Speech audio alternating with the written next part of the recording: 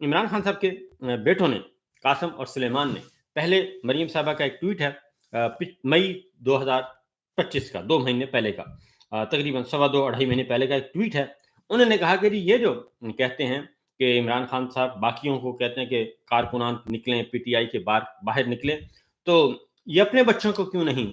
اس پہ لے کے آتے, ان کے اپنے بچے کدھر ہیں, وہ کیوں نہیں آتے, عمران خان کی رہائی کے لیے جدوجہد اسٹرگل کیوں نہیں کرتے. تو قاسم اور سلیمان نے اناؤنس کر دیا, اور جب قاسم اور سلیمان نے اناؤنس کیا تو اس کے بعد ایک دھمکیوں کا سلسلہ شروع ہو گیا,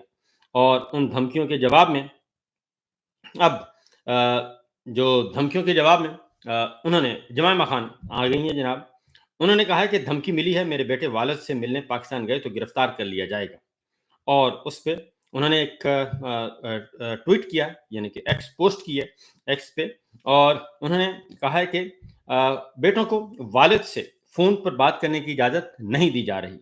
جبکہ یہ حق ہے, ایک قیدی کا بنیادی حق ہے, وہ خواہ کتنا بڑا ہی جرم میں مبتلا ہو, بڑے سے بڑے جرم میں سزا ہوئی ہو, اس کا حق ہے کہ اس کو ملاقات کروائی جاتی ہے. اور کلبھوشن یادیو سے یہ ملاقاتیں کروا رہے ہیں جنہوں نے پاکستان کے لیے جاسوسی کی, بلوچستان میں نیٹ ورک چلایا, بلوچستان کو ڈی سٹیبل کرنے کی کوشش کی, پاکستان کے خلاف سازشیں کی, ان سے ابھی بھی ملاقاتیں چل رہی ہیں اگر وہ پاکستان میں ہیں تو اس کے بعد اگلی بات جو ہے عمران خان صاحب کی اہلیہ نے یہ کہا کہ جی